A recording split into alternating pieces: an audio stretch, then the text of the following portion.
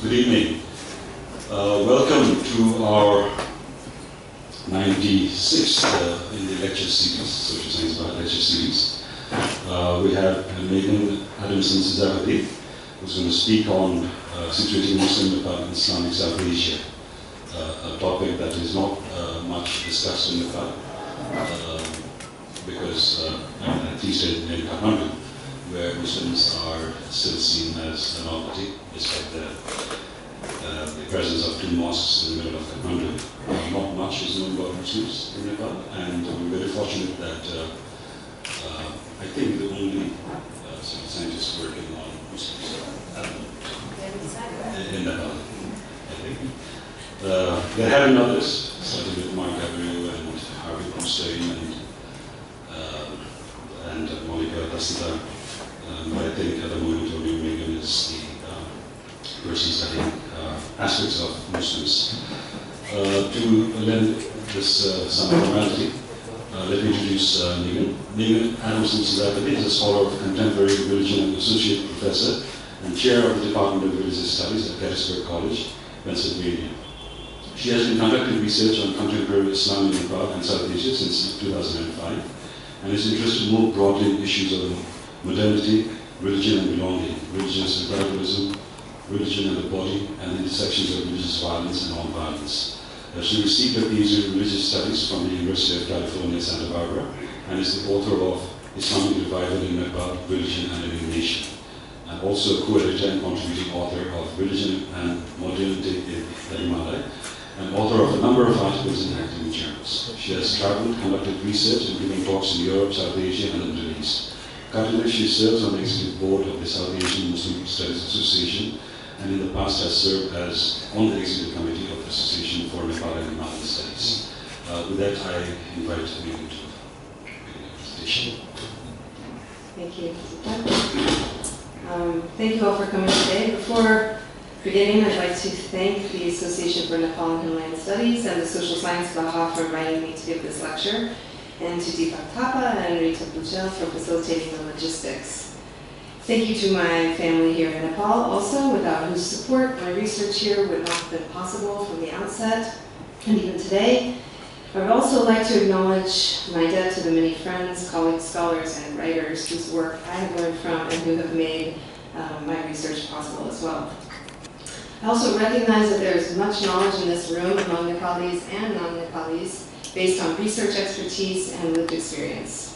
And some of you may be from the Muslim community in Nepal too, and possess much knowledge and insight on today's topic.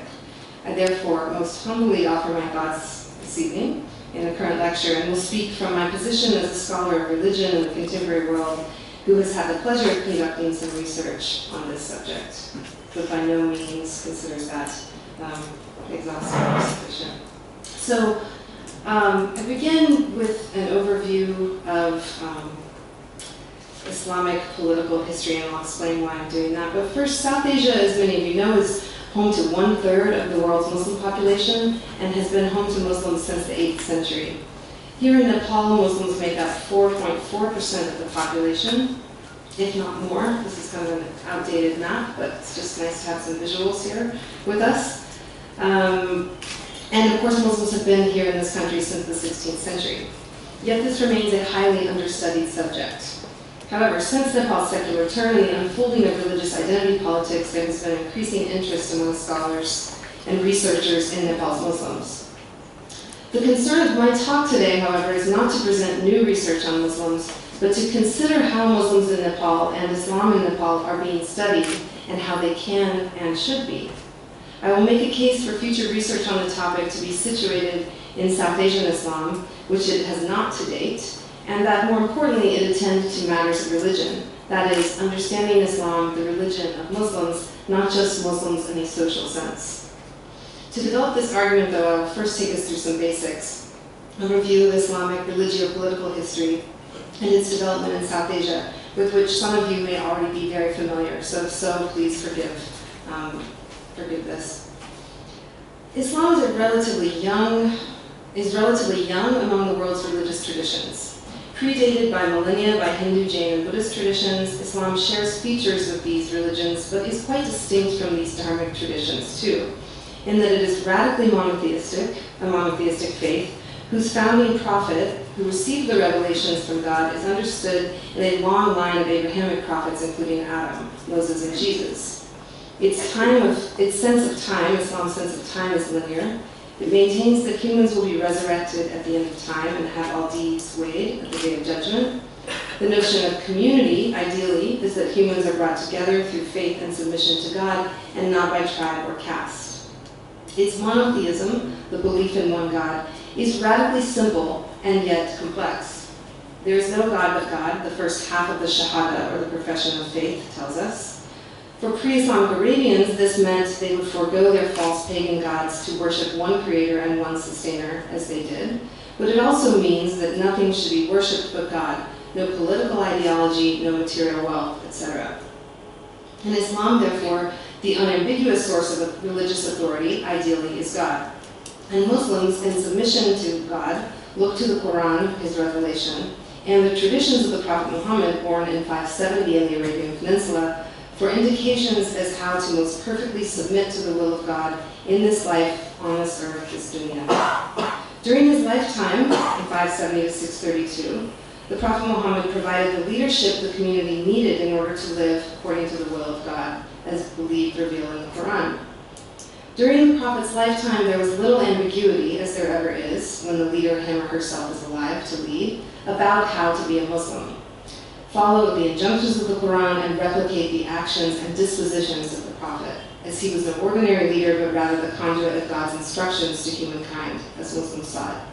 As such, he was as close to perfection as a human can be. This is the case across religions, of course. The presence of a prophet or an incarnation of God, an avatar, provides both a rupture with former ways of living and an unambiguous model at the moment for how to live righteously and piously. One central expression of this is submission through prayer. And this is an image of the mihrab, from Iran. This is a niche that one finds in a mosque or any other Muslim religious building, indicating the direction of prayer towards Mecca. It also recalls the place where the Prophet Muhammad stood to lead the early community in prayer. And it symbolizes both the entrance of God's presence into the place of worship and the gateway to heaven. The Prophet established a new community based on these ideals, the transcendence of tribe and unity through shared submission. This new community that would come to be called the Muslims, those who submit, began their calendar year in 622 in the city of Yathrib, now Medina. And this began Muhammad's role of not only spiritual leader, but political leader. This paradigm, then, of combined political and religious leadership would continue throughout Islamic history in varying iterations.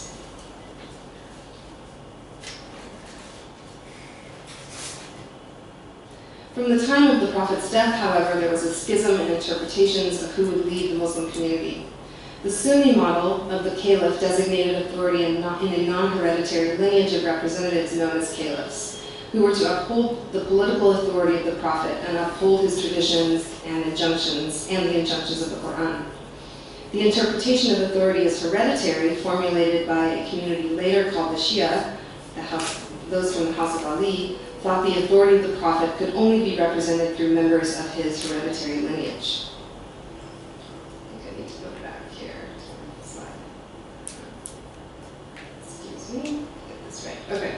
Sunni and Shia, the most fundamental, we would say, division or divide in the global Muslim community, represented there in those two terms. Three major constructions of religious authority, however, would form over the following centuries. And I'm giving a very, very, very broad overview just to get us on the same page here. The first would be the ulama, or the scholars, those possessing knowledge, whose authority was grounded in their knowledge of the classical Arabic texts, which were the Quran, revealed by the Prophet again, and the Hadith, which preserved the tradition of the Prophet, also called the Sunnah. Also Sufis, whose authority derived from their mystical, so-called mystical experiential knowledge, and hence their proximity to the Prophet, and through him to God. It was another group that developed with authority. And Shia imams, whose religious authority is hereditarily linked to the Prophet, and thereby contains a religious authority by representation of the hidden imam. We won't be talking about Shia Islam because it's not as relevant for the context of Nepal, but these forms of leadership developed. Now, you might be asking, why am I discussing authority? Well, religious authority matters because every text must be interpreted. The Quran and the life of the Prophet, if we think about the life of a leader as a type of text, had to be reckoned with as guides, as commands. The prophetic revelatory event, as many scholars have called it, had to be made sense of. If God came to humankind through his words, through angels, through the Prophet, Muslims then would need to strive to understand these words comprehensively and understand the life and the meaning of the Prophet as a further exegetical or interpretive tool for figuring out the responsibility of humans on this earth, in this body, and in this life. So when we say religious authority, we mean not only those who make the rules per se, the political dimension of religious authority, but also the very ideals and truths that undergird the rules, laws, and social practices. In the Umayyad Caliphate, which was the second established after the death of the Prophet Muhammad, religious authority was invested in the caliph, the designated upholder of Quranic injunctions and the Prophet's tradition, and drew upon models of Arabian chiefship organization. In the following caliphate, the Abbasids, the caliph was still the leader, but new forms of authority began to develop as the community continued to expand eastward. Then the ulama began to organize into schools. The sayings of the Prophet, through chains of carefully scholarly reconstruction, called isnads, were being compiled into what are called hadith. These were reports of the sayings and deeds of the Prophet. And the wandering ascetics were beginning to emerge and soon would organize into tariqas. Okay? So tariqa meaning path or way, and there's the term for Sufi orders. Through the development of formal Sufi orders, or tariqas, Sufi leaders, who would be called sheikhs or peers or even fakir, whose wandering sort, came to attain authority through their perceived proximity to God, derived from their intensive spiritual practices and supererogatory ritual practices, granting them a closeness. This is why they were often called walis, or friends of God. God's grace was seen as accessible through these walis. As Islam then expanded into South Asia, and again, these are very, very broad strokes, generalizations here. As Islam expanded into South Asia, ideologies of power changed, and both Sunni, Sufi, and Shia models of authority came to play significant roles in the formation and maintenance of Islam in the subcontinent. In the case of South Asia, the sultans who first established an India-based Islamic state were not religious leaders, though they brought with them the basic Sunni model of authority. On the peripheries of centralized Islamic authority of the caliphates, the sultans derived what some scholars have called a mystique of authority through the Sufis. Particularly the Chishti order, which was founded in Ajmer, India by Mu'in Chishti, of which this is a picture of the gate to his dargah or shrine complex. These Sufis legitimated the temporal order the leaders legitimated their temporal order through veneration, followed by extensive state patronage of the India-based Chishti tariqa. The Chishtis, though espousing an ethic fundamentally opposed to any type of affiliation with temporal order, which they saw as corrupting, nevertheless served the much-needed function of spiritual authority to an immigrant sultanate. Muhammad bin Tughlaq, for example, believed that his kingdom had been spared Mongol devastation because he had made a pilgrimage to Ajmer to venerate Mu'in Chishti, immediately following a brief military encounter with the Mongols. Further, the sultans attributed its great flourishment in Delhi to the blessings of Nizamuddin Aulia, whose khanqah there on the outskirts of the city was believed to be under his protection as part of his wilaya, or his region. The ulama also continued to be a formative force of religious authority in the Sultanate and later in the Mughal period, but in some ways was compromised because of the need to accommodate to the particular exigencies of ruling over a non-Muslim population that had its own laws and norms of administration. In this way, their power was compromised, and it was further compromised by the fact that the popular literature of the Sufis in South Asia flourished so much from the 13th to 17th centuries that the rural populations of non-Muslims came to recognize Sufis and Sufi formulations of spiritual authority, particularly through their dargahs.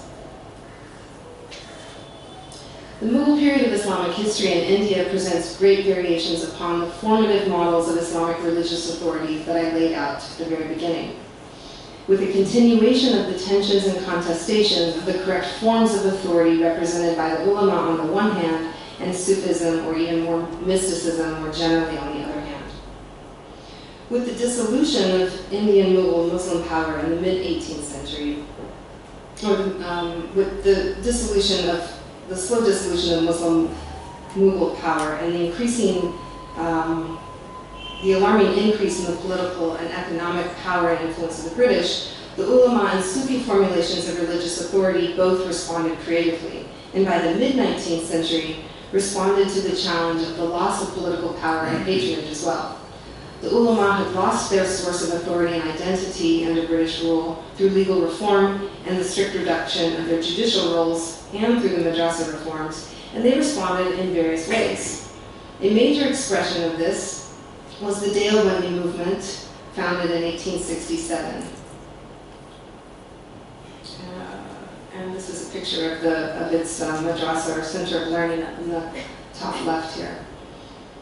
The Deoband founders were involved in the 1857 rebellion, and having failed in the attempts at political reform, they focused on spiritual reform and education of Muslims in the establishment of the Deoband school at Darul Uloom, up here on the left.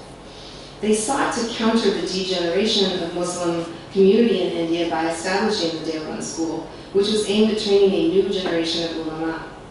Like Shah Wali Allah, who had been a formidable thinker earlier in South Asian Islamic tradition, they vehemently opposed Sufi shrine veneration, popular Sufism, and sought to reform the community by targeting this corrupt form of practice, in part because law could no longer be a major source of authority for them. A competing school of thought was founded in the town of Bareilly. So these two towns are noted up here on the map. Deoband is the one up a little higher, Bareilly down below, whose followers came to be called Bareilvis. They were more connected to Mecca and Medina and the ulama there, while the Deobandis were connected with, meaning they had support from the ulama of North Indian states. Bareilvis on the one hand, and these are again very broad strokes and generalizations, but Bareilvis on the one hand believed in the Prophet Muhammad's power of intercession with God on behalf of humankind, and that the graves of highly spiritual figures or Sufis are imbued with the barakah. So people come to these for experience of that grace and for proximity to the divine.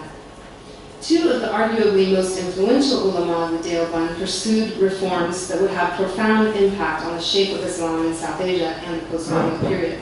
These were Sayyid Abdullah Maududi, whose picture is here, quite a towering figure, and Muhammad Ilyas, both of whom started mass reform movements in the 1920s that undercut the authority of the ulama and sought to create a political community of Muslims that would restitute Islamic political sovereignty, in the case of Maududi, or in the case of Ilyas, create a community of Sharia-based pious Muslims who could model their lives after the Prophet Muhammad, and so in so doing, proselytize nominal Muslims in the subcontinent to counter actually the Hindu Shuddhi movements or practices that were taking place at the time. Both types of reforms sought, this is where they're both interesting and important, sought the authentic religious authority, or sought to model the authentic religious authority in the early community of the Prophet, as they saw it to be, and sought to emulate, in the case of Maududi, emulate the political power of the early Muslim community, and then he did this through the development of the Jamaat-e-Islami, which then had varying iterations in each country in South Asia, or emulate the piety of the early Muslim community the Tablighi Jamaat, that was their concern, and so they go out and proselytize and are very hadith focused. Both groups, in fact, have presence in Nepal today and have been influential. Yet another influential movement to be established in India in the 19th century was the Ahl Hadith, founded by reformers who preached the Quran, Sunnah, or Hadith as the sole sources of religious authority, rejecting the Hanafi legal school, and the Hanafi legal school is the dominant one in South Asia, and anything that they saw as having been introduced into Islam after its earliest generations. And this is a big debate in Islam, that nothing should be, there are varying views of whether anything new should be introduced or everything should have precedent, prophetic precedent. So they rejected legal precedent and were in favor of ijtihad, or independent reasoning, independent legal reasoning. Okay, so where does Nepal fit into all of this? The first record of Muslim presence in the territory of Nepal is found in an inscription from the Mullah period recording a brief invasion of the Kathmandu Valley in 1349 by Sultan Shamsuddin Ilyas of Bengal. The first Muslims to settle in Nepal, however, were Kashmiri wool traders given permission by the Newar king to settle in Kathmandu as a midpoint on trade routes between Kashmir and Lhasa. Many of you are familiar with this history, probably. During this time, Kashmiri Muslims were also invited to work as court scribes for correspondence with the Delhi Sultanate, as producers of perfumes, and as musicians. Now, oral histories among Kashmiri Muslims recount that a Kashmiri fakir in the 16th century, so this was a Sufi figure, by the name of Shah Miskin Baba, used his spiritual powers to make the king's white elephant appear and disappear, and it's an interesting story, I won't go into the full details of it. To convince, he used these powers to manipulate the king's white elephant to get the king to give him some land to establish a mosque in the valley. The fakir was later buried in that area. His nephew was also buried there, and is believed to have been the one who constructed the first mosque in Nepal at the site that is today's Kashmiri Taqiya Jami Masjid.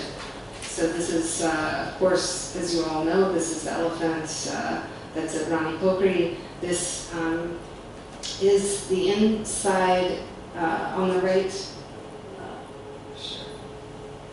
Yeah, so this on the right is inside the Kashmiri Masjid complex. This is kind of the gate that lets you into the tomb shrine of Shah Miskin Baba, the one who is said to have manipulated the king's elephant and acquired this land. This is kind of on the upper level inside the masjid. And then show you a few more pictures of the, this of course is the outside entrance, taken quite a while ago. I think now they were in the middle of repainting the front gate here, but this is the Kashmiri Jami Masjid, both the outside and then the inside. This is the prayer hall here on the right with the pink columns that you see. Here's some more pictures of the inside of the Kashmiri Masjid. These to the left are other tombs that people will go in and offer veneration to. They will be very clear that they're not worshiping these, but they're venerating those who are buried there. And then this picture on the right is of someone who had just come out of the tomb shrine of Shah Miskin Baba. So it's inside that gate that I showed you on the previous slide.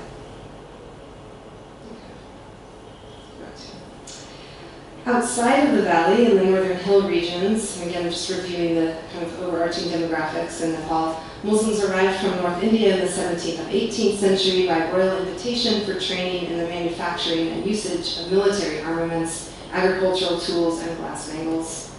In the Tarai, Indian agricultural laborers were invited to Nepal by the Hindu Shah kings in the late 19th century for the purpose of cultivating the land, and many of these migrants were Muslims. Today, the vast majority of Nepal's Muslims reside in the Tarai, as you all know, and are descendants of local converts for the most part, perhaps as far back as the Delhi Sultanate. Today, Muslims make up approximately 4.4% of Nepal's population, though they will tell you that's a much higher number, and that's a whole different discussion, a whole different talk about these numbers. And as you know, Muslims in Nepal have engaged in a particular struggle, as many of Nepal's minorities have, for fair representation in the new government and constitution. In the Terai, where over 95% of the country's Muslim population resides, Muslims constitute, on average, 10% of each district, though it can be up in the high teens and in the single digits as well. Many speak North Indian languages, such as Awadhi, Bhojpuri, and Nepali, and share cultural traditions with and often marry Muslims on other sides of the other side of the Indian border. Those formally educated also speak and read Urdu and Nepali. Many, though, are landless and education levels are very low. Literacy, according to a recent study among Muslims, is only 35%, and only 30%, as David Seddon has pointed out, are madrasa literate. Many work in agriculture or in trade and traditional artisan practices. Others work in fields of mechanics and machinery. It is also home to a large number, or Nepal's largest number of madrasas, and there are some Sufi shrines throughout as well. Here are pictures of Sufi shrines right outside of Nepalganj. There has been nothing written about Sufism in the Terai as far as I know, nothing at all. The majority of Nepal's Muslims are Sunni, with a growing number affiliated with the Ahle Hadith. In fact, these sectarian groups that descend from these Indian reformers that I discussed earlier, and their schools of thought have had profound implications on the Muslim religious landscape in Nepal. Across the country, those of Barelvi or Sufi orientation, such as Kashmiri Muslims and then many others, view the more reform-oriented Muslims affiliated with Deoband or Ahle Hadith or even Jamaat-e-Islami with suspicion, and vice versa. Now, earlier research on Muslims in Nepal labeled these reform and revival-oriented conservative Muslims as Wahhabi, presumably repeating this pejorative term that's used by those outside the group.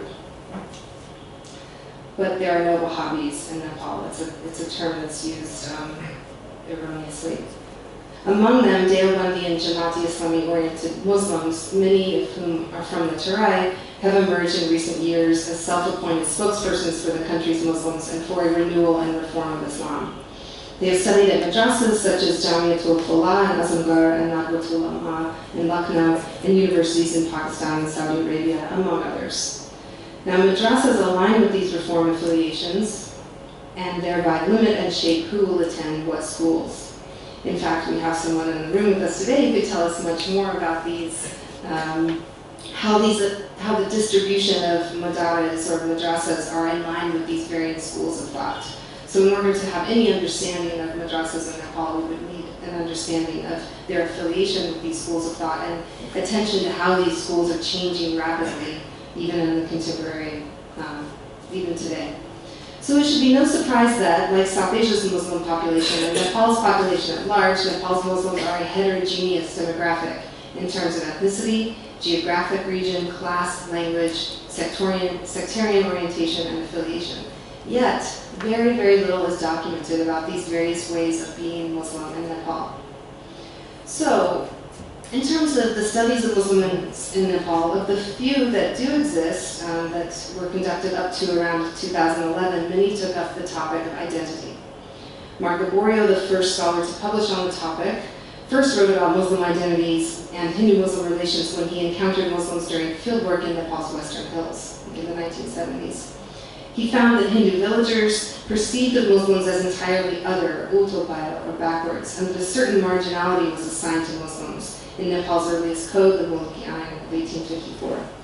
His focus on Muslim identity in the Hindu context was further developed in his own subsequent essays and by others such as Malika Dasidar, who authored a monograph on Buddhists and Muslims and their place in the politics of Nepal, Shubhendra Sarma in an essay based on fieldwork he conducted in Krishnanagar, and myself in a book on religious revival and Muslim identity based in the Kathmandu Valley.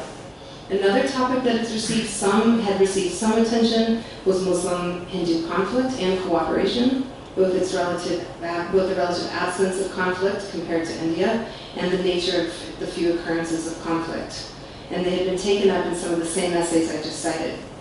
In the second half of the 20th century, the Terai experienced a number of Hindu-Muslim conflicts, in particular forms of religious violence that mirrored patterns of Hindu-Muslim conflict in India. Some commentators suggested that conflicts would increase in relation to an increasingly public profile of Muslims. Both Dasidar and Gaborio noted this, or were of that view. In the Kathmandu Valley in 2004, of course, as many of you probably remember, because you were here, an unprecedented episode of violence against Muslims and Muslim sacred spaces occurred that was part of larger protests in response to the murder of Nepali workers in Iraq by a group calling itself Ansar al-Sunnah. This incident of anti-Muslim violence, which I documented in a chapter of my book, gave pause to many Muslims, some of whom then formulated thoughtful and strategic responses to the spawning of a new organization, the National Muslim Forum. Another topic addressed in the few studies to date on Islam in Nepal, or up to about 2011, were the rise of Islamic revivalism or Islamization. Tensions surrounding the new trend towards conservatism had been noted since the 1990s by Liborio, with some arguing that historically Muslims again had benefited from a degree of safety and protection vis-a-vis the new society because they kept a low profile. So we see this theme going throughout as well. I've tried to argue in my work that through a complex mix of local and global factors, Muslims here have participated in the renewal of Islam that is particularly discursive in nature, mirroring reform movements elsewhere and drawing heavily on Indian reformist models. Finally, recent studies have contributed to our understanding of Muslims in Nepal by documenting the socioeconomic conditions. These have utilized social science research methods and have studied Muslims as a minority in the context of Nepal's larger reconstruction, if that's the right word for it. This appears to be the direction that most research in Nepal on Muslims is now headed, including the recent work by David Seddon. While this is very valuable, this more social science research method, I would like to advocate for methods that include the role of religion in a more robust manner. Particularly because when the demographic itself, which is Muslims, is delineated by religion, as in the case of Muslims again, we should think it's a curious thing that religion is not then within the purview of researchers, particularly because this identity has an incredibly wide range of semantic meaning. What does Muslim mean? Studies of the subject simply have not asked what being a Muslim even entails, what range of possibilities it encompasses here in Nepal. How is, if we return to the beginning of what I was talking about, how is the prophetic revelation, the prophetic revelatory event understood and responded to in the varying iterations of schools of thought and modes of practice in Muslim Nepal? And so why else does this matter that we foreground religion in future studies of Muslims in Nepal and not just take it as a social category? Well, there are a number of reasons. One, it's important to document the human dimension of the lived experiences of Muslims. That itself can provide insights into the data that is collected through social science research methodologies.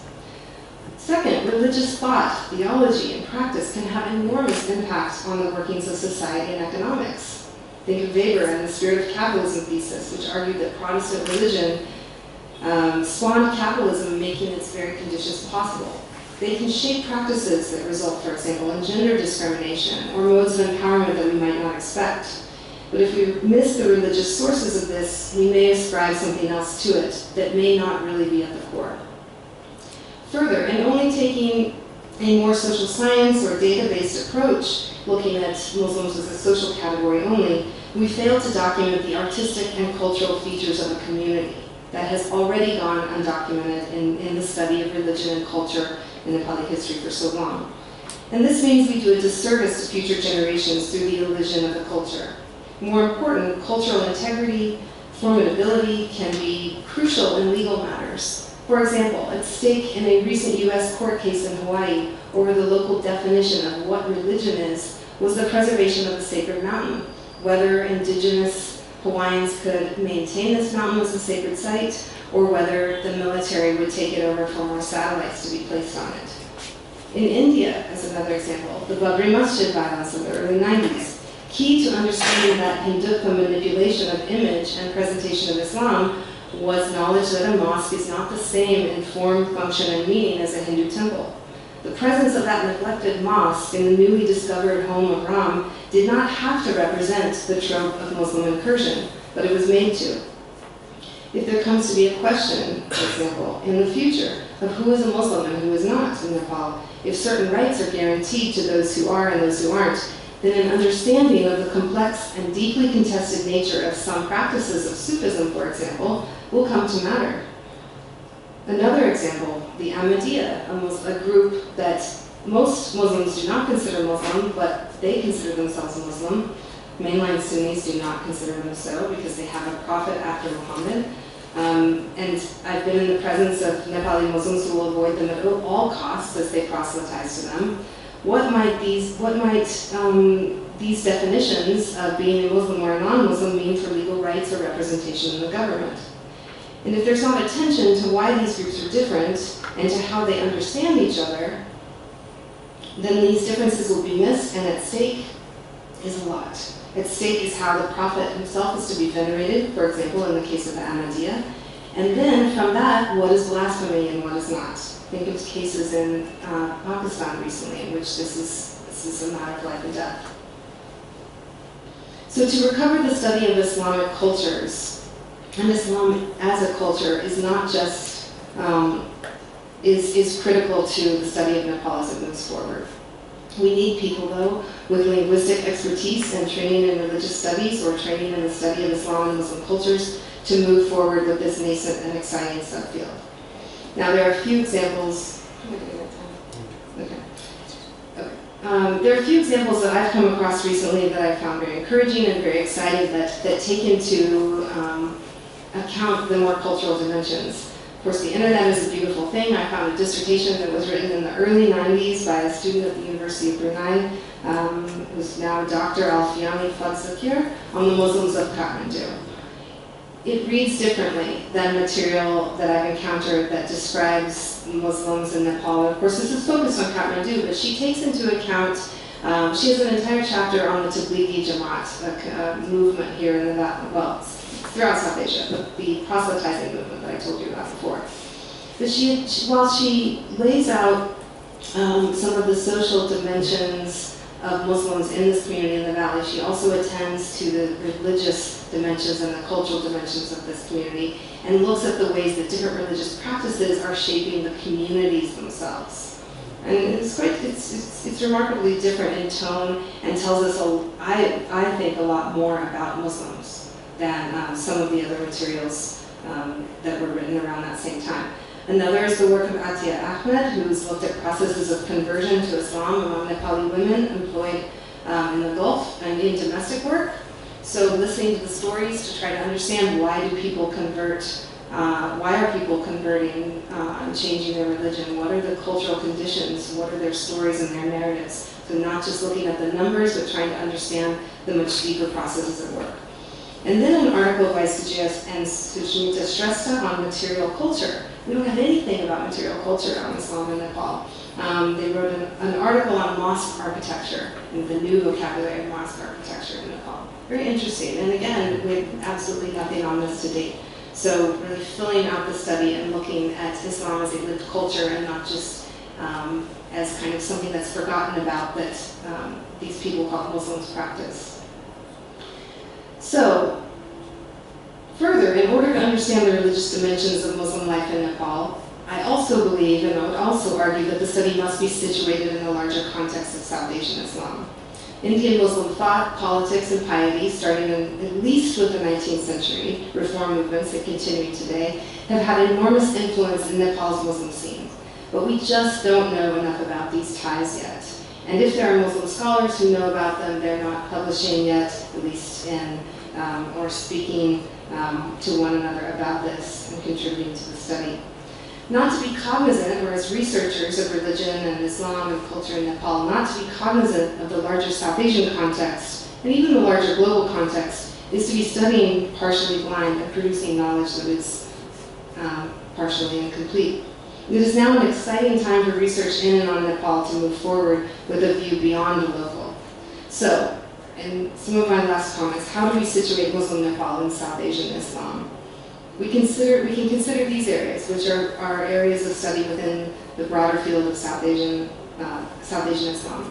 Education and madrasas, of course, a critical area of study, right?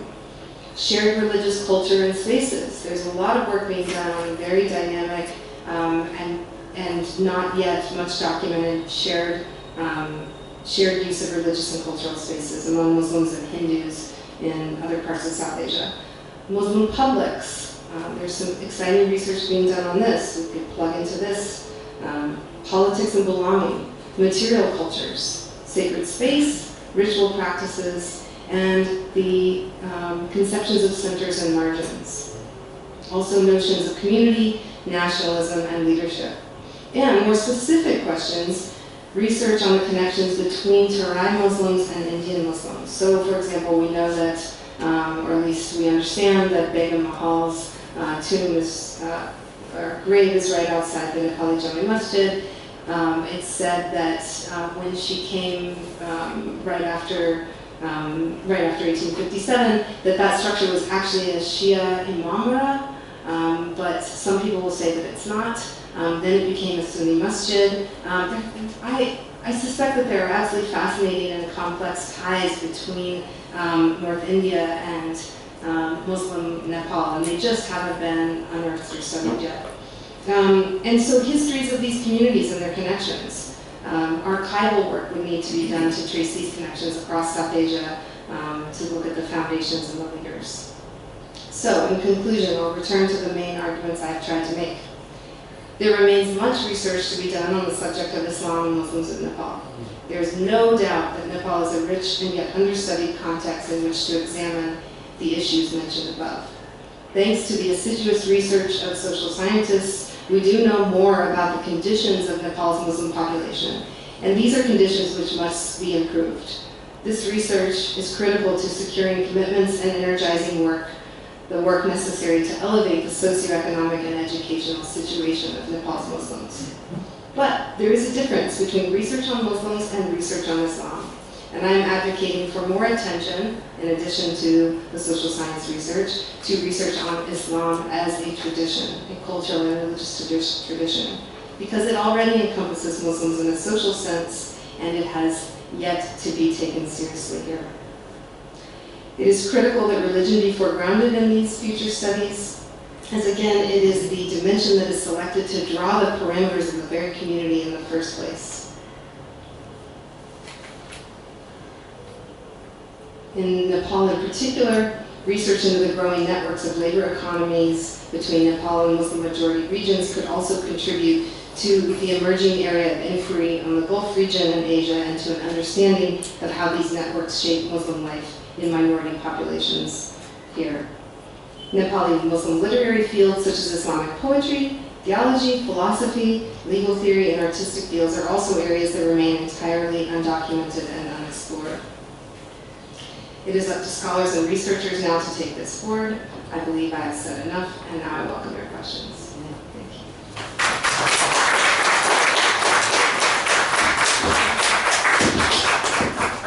Thank you, Megan, for this wonderfully expansive description. I learned a lot. We can open up for questions. We'll take a few at a time, and please raise your hand. And when asking, please identify yourself. Start here.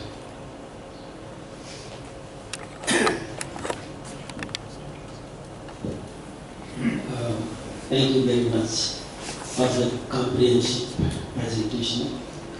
My question is... Can you identify yourself, please? My name is Toyana Bhattarai. I am a student of education. With reference to education of Muslims in Nepal, the government has been trying for the last several decades to mainstream them. Mainstream, very much bad term again, but they are trying to bring them into the bracket of education, of the mainstream education. But the efforts have not been fruitful so far. There is some kind of passive resistance also, and maybe some attempts are not well defined, and so there is some kind of problem in bringing them into mainstream. My question is very simple. Do you have any experience of this type of mainstreaming madrasas in other South Asian countries like India and another question is, if you are focused on this issue, because it has been an attempt, but it has not been making much headway. Thank you. let's take one.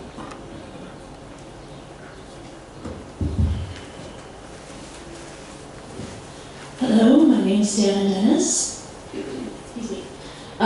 Thanks very much for this presentation. I think you've done a great job of convincing us there are lots of things we don't know about Muslims in Nepal. There are lots of important avenues for study, and so I was just hoping maybe you could expand a little bit more about what research you're currently doing, or planning to do in the near future, perhaps.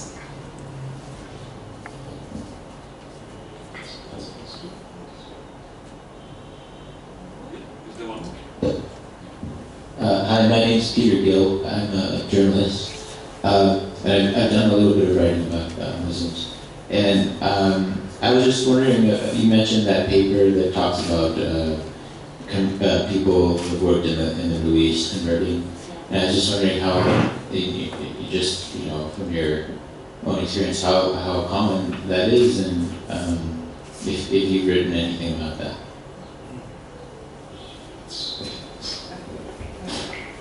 Thank you for your question. I'll just take them in order. It's such an important question. That's a great question about madrasa education and the challenges that Muslim communities face, not just in South Asia but around the world. But they're pretty acute in South Asia in terms of balancing what's called modern or secular education with madrasa education. It's not my area of expertise, so I can't speak with too much detail about it, so I have not looked at that specifically in other countries in South Asia. But when in my fieldwork here, something that was a topic of conversation quite often is how challenging the balancing, even for families who can afford economically to entertain the possibility of their children taking on a modern, again, quote-unquote, modern education. There's incredible challenge to balancing that with the responsibility that parents feel for their children getting a religious education. And one of the big challenges is with language, because the requirements to be able to read the Quran and learn the Arabic to read the Quran, to balance the language at home, the Nepali and so forth, makes it very difficult. And then, of course, in the Tarai, the challenges are even greater in terms of just the ability of students to afford to attend schools, whether girls are restricted from attending in certain parts. But I think the language issue is a critical challenge. But again, I'm not an expert in that area, so there might be others even in the room who could share more on that. About identity. How about identity? What do you mean? In terms of what? In terms of identity, are they ready to cooperate with the government policy?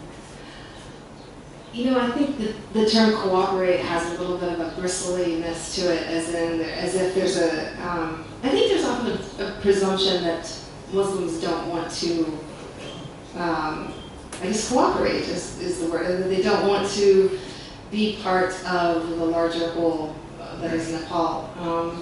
And I've just I've never come across that sentiment in the relation to the people that I've worked with and talked to. And I think it's not, it's easy for a majority to say, oh, the minority doesn't want to cooperate, when in fact the structural challenges that the minority faces are so significant that it's not a matter of wanting to or not wanting to, it's a matter of just trying to get by and trying to get some sort of education. So I have no experience in either my academic reading or my experience with Muslims here with a resistance, like a willful resistance towards an integration in education. It's more the structural challenges that they face. And like any religious tradition, there are going to be families who are going to put more emphasis on religious education being an important part of the raising of their children than other families are. And so, madrasas are institutions that take a lot of time and effort, and finding that balance is just a lot of challenges. Yeah. So thank you for your question. And hello, thank you for your question too. What am my current research, is that what you're asking? Yeah. Well, I'm not currently doing any of what I'm saying everyone should be doing here. Just taking this up. I'm kind of on the tail end of.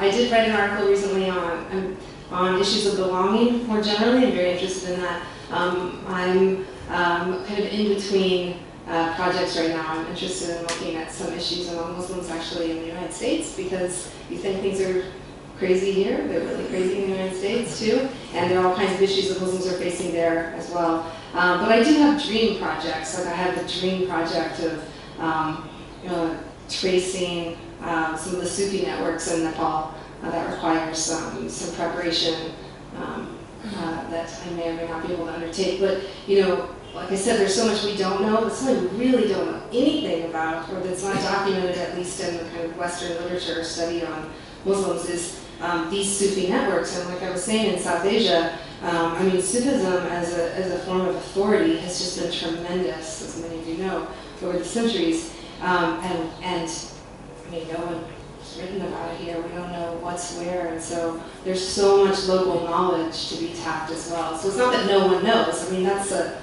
kind of an arrogant thing to say, and for us to think too, that no one knows, because the people who live in these places know it. We just, if we're engaged in the study, to document it, it would be the first. So that's kind of a dream project of mine, would be to develop some understanding of how these Sufi networks might have connected through other parts of South Asia, from Kashmir and up from North India and Tibet, and what's here, what kind of orders are here. So thanks for your question.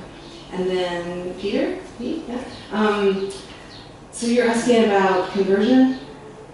I have not written about conversion. I've met with Muslims as they've here in Kathmandu as they've returned from working, and have grown to understand a little bit about, but this was more back in 2010, 2009, it's quite a while ago actually. A lot of benefits come from converting, of course, when they're in a Muslim majority context. Just, again, structural benefits. For example, in Malaysia, you get a little booklet that then has your picture in it. It's your confirmation that you're a Muslim, and then you get entrance into certain places, and it's kind of, gives you this certain social status or entry into the society that you don't have if you're not Muslim in some of these settings. What was the other part of your question? Or what were you asking specifically about that? How common that is, conversion of Nepal working abroad? How common it is. I mean, I don't think we have the empirical data on that. We don't have the numbers. As far as I know, we don't have studies we don't have numbers on it, right? Yeah, we just have anecdotes, and I've met people, and then the study that I mentioned by Atiya Ahmed of people who were interviewed there, but I don't think we have any data. Okay, so that's one area we need data. Yeah. Otherwise, we're good at data. Any other questions?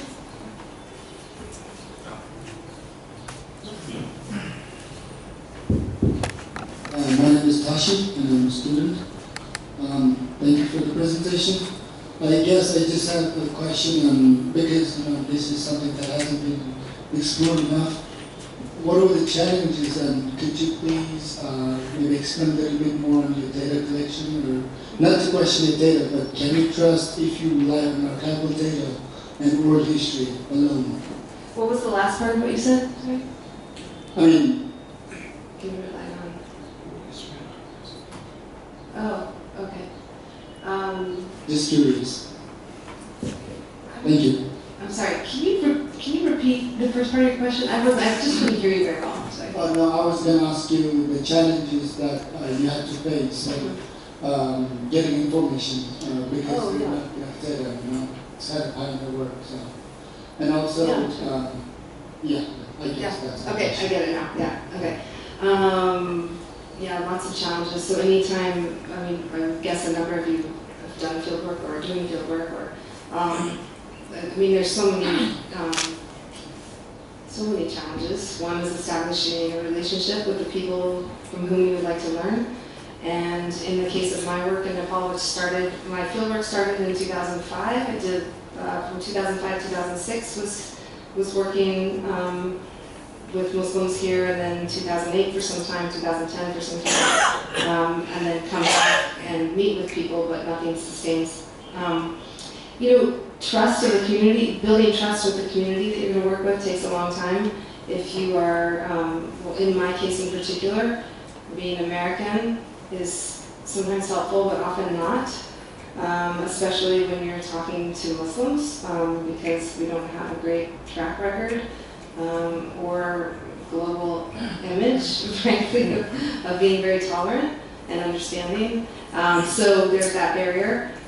Being a woman presents all kinds of challenges because you can only enter certain spaces. You have access to certain types of spaces, and I can have conversations with women that a male researcher would not have been able to, but I could not have access, or at least comfortable access, to male spaces, and I respect those cultural norms, so there's that challenge. There's not being a Muslim, that's a challenge too. There are often questions with religion, those of you who've done field work in religion too. Well, why would you study religion if you're studying religion, it must mean that you want to join our religion. And that's fair enough, but you have to, it takes a lot of communication and a lot of trust to explain that that's not, this academic study of religion, while it does involve a respect, it doesn't mean that respect isn't going to necessarily go all the way to joining a community or converting or some different things. So those are just some structural challenges to the field work, but also just language is a challenge. I mean, my Urdu was pretty decent when I was doing the bulk of this research, but South Asia is so fascinating in terms of languages. I mean, you need to know a lot of languages to do a good job. So we're doing Nepali and, of course, some English can do you some good in the Kathmandu Valley among Muslims, but when you start heading south, luckily Urdu will get you pretty far, but it's not going to be people's, often their most comfortable language that they're working in. So, there's that challenge. And then there's the challenge, when I was doing my work, 2005, 2006 was the beginning part of my work. Of course, that was, you all know what was happening then. That was right at the height of, right before things everything broke open. And so there was a lot of fear among the Muslim community that I was working with too, but then after that incident of violence in the Kathmandu Valley, there was just a lot of people were just concerned about their safety. The public space was more open now to Muslims, but that meant there was more exposure. So lots of challenges, but they're all worth facing in order to undertake the research. Did that answer your question? Question. What? I guess you can answer that later. Yeah. Any other questions?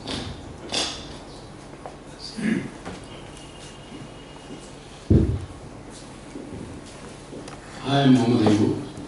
I don't have a question per se, but I'll try to explain that question. Muslims' backwardness in education. So, and the failure of madrasas and Muslim education in Nepal. I don't have any kind of scientific study on that, but what I have seen in India and what I have read in literature about Pakistan, Bangladesh, and slightly about Nepal as well, so I can say based on that. So Muslim education is not only a failure in Nepal, it's a failure in India, in Pakistan, Bangladesh, everywhere. So if you see in India, there is a board recognized by Indian government, like Madrasa board. So that is considered kind of a total failure. Okay. So it is just to distribute some kind of certificate there. Any distinguished or kind of respected madrasa in India did not or were not willing to affiliate with that board of education. However, there are very serious madrasas in India who tried to reform their own education system, but they failed in that as well. So in the last 100 years, there is a kind of serious quest to reform education of Muslim community in India and Pakistan, Bangladesh, all the countries.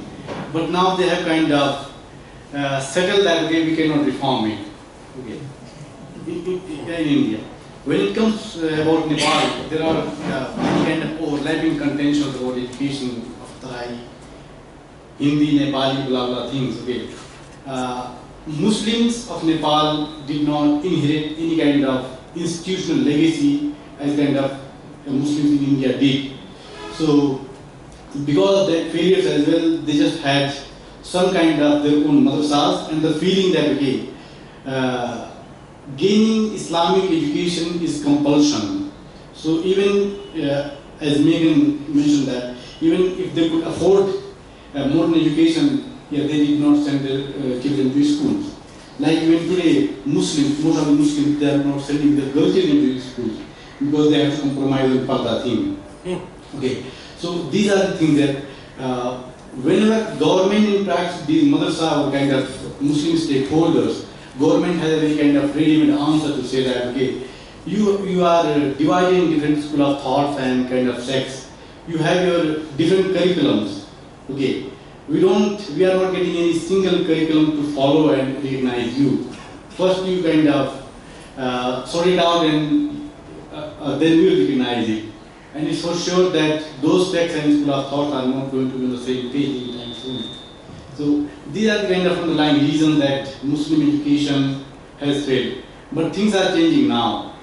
One of the reasons that since 1990, when Middle East kind of accumulated enough wealth by selling their petrols, okay, they started funding educations in these countries without any much intention, if I may say so.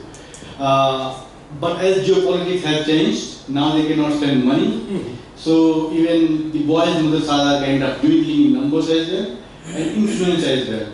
And as kind of irrespective of where they are going for education, as soon as they learn and they kind of get some kind of entitlement, they question that why do we need to study madrasa? Like if you have seen, there is a kind of very recent study in Turkey. So many Muslim youths are kind of leaving Islam. And it's not that they are kind of very much attracted toward the modernity or kind of modernity of West, rather they are suffocating from within Islam, okay, from the very nasty implications of Islam. So these kind of things are also happening here. So the youth who could educate somehow by going with the madrasas or non-madrasas, they start questioning that why do we need madrasas? So these things are changing, but it has not taken any shape. It's just in the transition.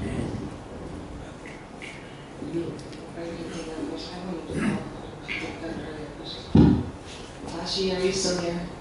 Yes. I thought of something else I wanted to add. That's my answer for you. We were talking about challenges. I have just got me thinking.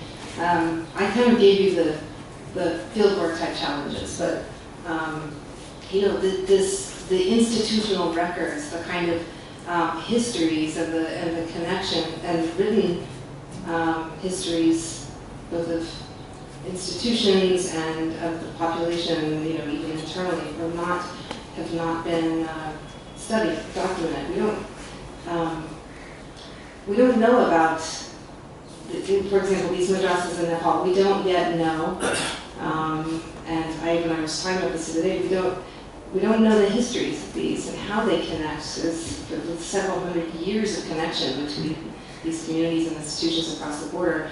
And that's part of the larger set of challenges that any researcher faces, I think, in this overarching topic, which is that it's all, you're just kind of starting from scratch.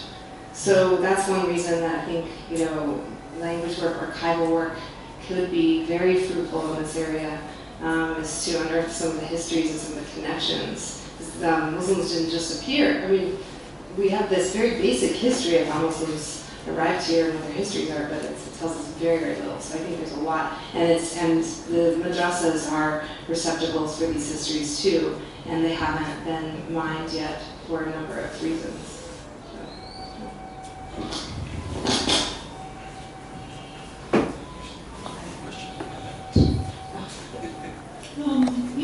My name is Abha, and I had a question about religious scholarship more generally in terms of your own experience and what you would advise in terms of understanding theology and culture and not treating it as like a bounded, concrete thing and trying to place it within a social political context, and how is it that you strike that balance between emphasizing culture and the lived experiences while also not trying to find the truth of, that's not exactly how I want to phrase it, but does that make any sense? Yeah, I think so. I'd like ask a question, a couple actually. You mentioned the heterogeneity of Nepali Muslims. And have you ever wondered, I wonder sometimes, Heterogeneity? yes. If you go through the census report that Nepal comes out with, you have categories. I can remember only one right now. There's a category called Sikh Muslims. Is that a mistake, or yes? Or is there a group, because there are so many different kinds of Muslims? Are there groups of people who have multi-identities, like Sikh Muslims? That's one. The other is, you mentioned that Muslims are treated as a social category, which is good in a sense, because in actually say the disaggregation of data that we have for only one religious group, and that is the Muslims. And as a result of which, then we know what the socioeconomic status of Muslims along various indicators is. Now, have you also wondered, why is it that it is only Muslims who are treated as an ethnic category, and not any other religious adherents? Is it, again, lack of, is it ignorance on the part of the state? Have I ever wondered? It's driven me crazy for a long time, actually. Okay, I'm going to start with his, and then I'm going to get to yours. Okay. So the Sikh Muslims, I don't know what year that was. Is this a very old? It's in the census. It's in the census. I have no idea. You want me to interrupt? I think it's just Sikh Muslim, they have made it Sikh Muslims. Because some Muslim, they identify themselves as a Sheikh. Oh, it's Sheikh, it's not Sikh, it's Sheikh. Yeah, okay, right, that would make sense. Yeah, okay. But there are other Muslims also. Yeah. There are Thai Muslims, there are Muslims. So this is so perplexing to me. Of course I have no idea why. I don't know why it's done this way, but it has been, I don't understand. Maybe there are others in the room, or maybe you have insights into this. Why, Muslims are so heterogeneous, there are different castes, there are different ethnicities, all this, and for some reason, they are all put together in this category bounded by their religious identity. You have Madhesi Muslims, you have Situating Muslims. Now, Situating Muslims were at one point separated out, right? No longer, right? So I would, I think it's problematic. I mean, it's useful in one way, because if they're to, for example, have the Eid holidays accepted as holidays, that requires, it's helpful to have larger numbers. And by the, if you're going to identify Muslims according to the subcategories, then they're going to be much smaller in number. But to group them all together doesn't make a whole lot of sense either, when other communities don't have the same kind of groupings. So it's a very interesting question. I don't understand why we have this one religious community for whom this is the case. I think it's beneficial in some ways. I think it's problematic in others. Yeah. And okay, we answered that. Yeah. Did you have a comment on that? You have a comment on this? She's still answering that. Yeah. Okay. So I think I understand your question. Is it almost about theology versus religious studies? Yeah. Basically. Well, again, you're asking how do you pursue the study of religion in kind of an academic way without somehow sliding into an assessment of whether a faith is good or bad or real or is that kind of what you're asking? Yeah. There are two different ways of studying religion. Theologians are those who study from within a faith, from within the believer's perspective and a faith-based perspective, and are studying it from within, studying those truths and from within the truth of that tradition. In the academic study of religion, you can take those things seriously as kind of the lived realities of the people that you're studying, but you don't take them as truths themselves, but respect them, try to enter that worldview in your analysis, take them seriously, but not get involved in a kind of assessment of those truths or an assessment of those positions as in some sort of hierarchy of value or of worth. It's in a way it's a tricky balance, in another way it's not. It's the exciting thing of studying. I presume you're talking about other religions, not your own, right? It's the kind of exciting part of studying religion, I think, is finding that balance, that walking the balance between the insider and outsider view, where you're taking the insider's view very seriously, and you're using it to understand what the concerns are, and to understand more broadly what people are, and how they're situated, and what's meaningful to them. But then you're looking at it from a critical, analytical perspective as well, and finding that balance. And always the critical, analytical perspective in the study of the academic study of religion, that's always what takes precedent. But you can't, I would say, you can't ignore those truth values for what they mean to the people whose cultures you're studying, the people whose lives you're studying. Is that helpful?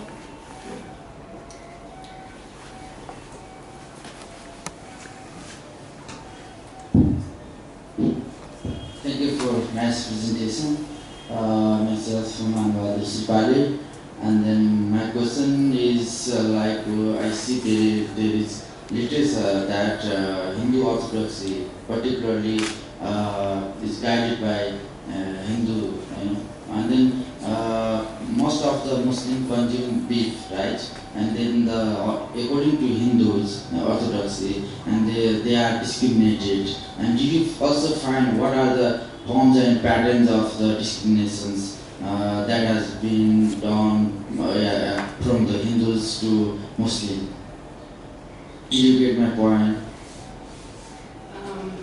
Types of discrimination? Yeah, I mean, what are the forms and patterns of the discrimination to Muslim, either in the field, in Nepal or in the Kathmandu? This is something that I have not tried to document, have not given much attention to. Of course, the beef eating issue has become something of extreme sensitivity in India, as you know, with beef lynchings and these kind of extrajudicial killing of Muslims based on suspicions or rumor that they've somehow slaughtered and or consumed beef. I have heard rumors of similar things in Nepal and the South, but I don't know if that is taking place. I think like a lot of minorities in a number of settings, even if discrimination isn't explicit, the kind of accommodations that a minority has to make to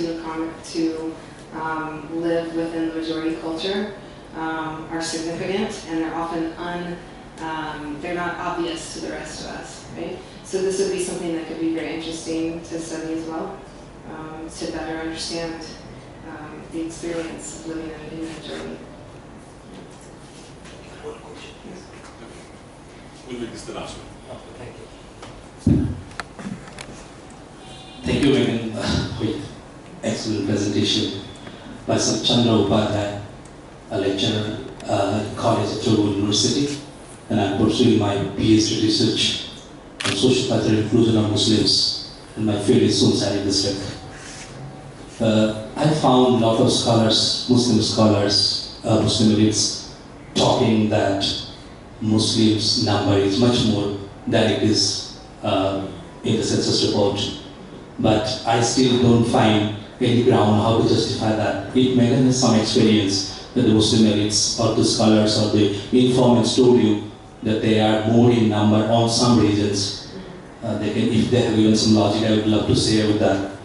And next one is, in some readings I find that the Muslims in Nepal or madrasa education in Nepal, mainly in Terai, is viewed by Indian, or in some writings I find that India or Indian government or the Indian authority looks them with some doubts. Did you have some such experience that the madrasa education in Nepal harbors something different than they should be doing? I found this in reading, and the Indian writings also express their doubt regarding the fund in the madrasas or the Muslim centers rise from various sources. So if you have some experience on that, that would be really helpful for me. Thank you. Sure. In terms of, I sound a broken record here, but it would be a great area for more research. The madrasas, and I mean, it's a worldwide trope that madrasas harbor terrorists and bad, that there are things being taught in madrasas that are would lead the students to violence, or would lead them to. But there's not and again, I mean, even I could probably speak more directly to this, but you know, for example, there's a scholar in the U.S. at Duke, Ibrahim Musa, who's doing this large project on madrasas. He's Indian and had attended madrasas himself, and is now a scholar of religion and Islam. And he's setting out to answer this very question in South Asia more broadly. And not to answer this question actually, he's setting out to kind of take a very close look at the types of curriculum and the types of characters that are built in madrasas in South Asia. And so far, he's saying, you know, this is a stereotype. This is something that actually doesn't happen nearly as much as people would like to believe. But we don't have any documentation of this in Nepal. I mean, is there anything that could be added to that? I mean, you have experience. Can you say something to that? Yeah. Just because he and I were just having a conversation about madrasas yesterday. Yeah. So actually about the leakage of madrasa terrorism, the superficial thing, there are hardly kind of much substantive evidence on that. Now, of course there are funding, it is about funding, okay. But the evidence is not kind of put forward that okay, these funds are being used for these things. If you go by studies, there is a kind of professor in Jawaharlal Nehru University, Ashraf Alam, something like that. After kind of spending some quite extensive time in madrasas, he concluded that forget about these people, these young people going into terrorism. They are busy in fighting within themselves, and they don't have time to go for these things. Right. So like if you go to kind of Deoband, so there is a kind of very intensive coursework going on that how to refute Maududi, how to refute Al-Hadith, how to refute Abul Kalam Azad. So these things are kind of happening across the spectrum. Yeah, not only these madrasas. Like if you see 2 years ago, there is an editorial in Republica. So that was very superficial and kind of, if you say in Hindi, Pehti Ganga mein haath hona. Okay, so they just claim something out of nowhere. Okay, so it is very easy to claim something because it is the context to do so.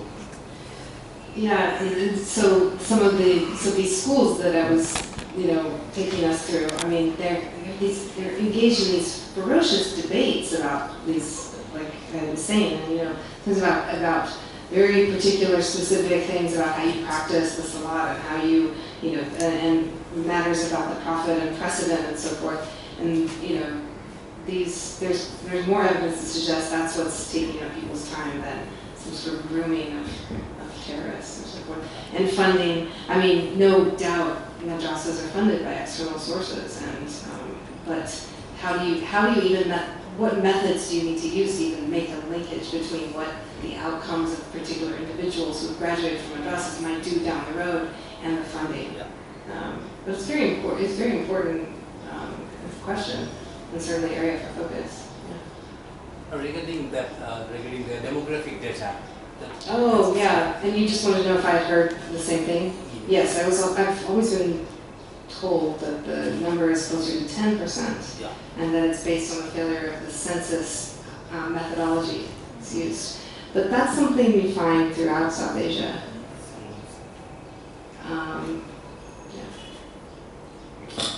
To make a last point on this census, Ayub, when he was working with us, conducted a census in Barsa, and one of the VDCs was in the extreme south of Barsa. And that VDC is a totally Malaysian VDC, there are no Paris there. Showed up, I forget the exact number, but a fairly large number of muggers, where there are no muggers, as they could verify through their own census that they conducted in this VDC. So, there are a lot of problems, but then of course, every group has claimed large numbers. That's true for Christians, that's true for Janjatis, that's true for Dalits, that's true for Malaysians.